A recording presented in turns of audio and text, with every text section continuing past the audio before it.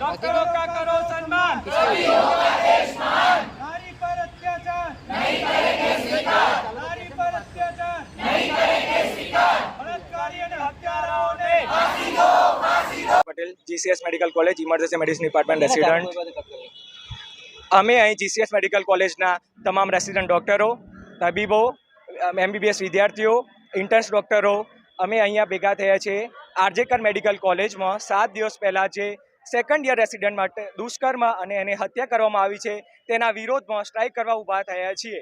જ્યારે રેસિડન્ટ ડૉક્ટરો દર્દીઓની સેવા કરતા હોય, 24 કલાક ઓન ડ્યુટી હોય તો પણ તેમને બેઝિક ફેસિલિટી ઓન ડ્યુટી મળતી નથી અને પાછું તેમને કંઈ પણ તકલીફ પડે તો પણ એમને મારવામાં આવે છે, તેમની આ રીતે બળાત્કાર કરીને હત્યા કરવામાં આવે છે। તેનો અમે ખૂબ જ વિરોધ કરી રહ્યા છીએ। તમામ રેસિડન્ટ ડૉક્ટરોને સુવિધા ના છતાં હોવા છતાં પણ તે પોતાની ફરજ બજાવે છે હોસ્પિટલમાં, તો પણ દર્દીના સગા કે જે કંઈ પણ હોય તેમને મિસઅન્ડરસ્ટેન્ડિંગ ડૉક્ટર ઉપર હુમલો કરી બેસે છે। આ તમામ વસ્તુઓ અહીંયા રોકાવી જોઈએ, એ અમે તેના માટે અમે જસ્ટિસ માગણી કરીએ છીએ।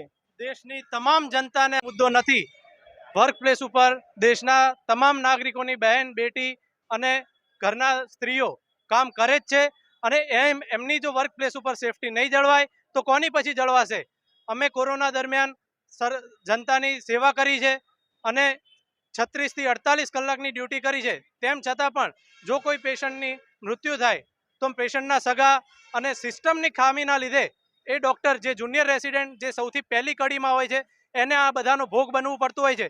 તેમ છતાં બીજા દિવસથી આ બધી વસ્તુઓ ભૂલાવીને અમે ડ્યુટી ઉપર લાગીએ અને આવી ઘટનાઓ સામે આવે છે તો અમે સરકારને એ જ માગણી કરીએ છીએ કે તરત ને તરત ઠોસ ન્યાય ઘડવામાં આવે અને તાત્કાલિક આરોપીઓને સજા કરવામાં આવે। મારું નામ ડૉક્ટર કૃતિ શાહ છે। હું જીસીએસ મેડિકલ કોલેજમાં રેડિયો ડાયગ્નોસિસ વિભાગમાં છું। એક મહિલા તરીકે અને એક ડૉક્ટર તરીકે હું એટલું જ કહીશ કે આ ઘટના પહેલી વખત નથી બની અને જો આના સામે કડક નિયમો નહીં નાખાય અને જો ઝડપી આપણે જસ્ટિસ નહીં અપાવીએ, ન્યાય નહીં અપાવીએ તો આ થતું જ રહેશે। મારા જેવી અન્ય કેટલી પણ મહિલાઓ સાથે આવી ઘટનાઓ દરરોજ ઘટી રહી છે અને એના માટે શું થઈ રહ્યું છે? સરકાર શું પગલાં ભરી રહી છે? જો ઝડપી ન્યાય નહીં થાય તો આ વસ્તુનો કોઈ ઉપાય જ નહીં આવે। અમે અત્યારે સુધી જ્યાં સુધી ન્યાય નહીં મળે ત્યાં સુધી ઇન્ફિનિટ સમય સ્ટ્રાઇક ચાલુ રાખીશું। બધા ધરણા ઉપર ડૉક્ટર બેસીશું।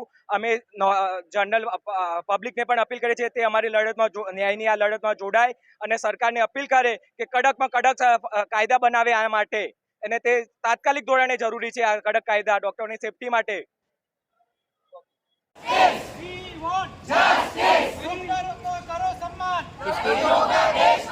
डॉक्टरों का करो सम्मान। नारी पर अत्याचार नहीं करेंगे स्वीकार। नारी पर अत्याचार नहीं करेंगे स्वीकार। बलात्कारी અને હત્યારાઓને ફાંસી દો, ફાંસી દો। બલાત્कारी અને હત્યારાઓને ફાંસી દો, ફાંસી દો। We want justice. We want justice. Doctor હો યા કોઈ ઓર,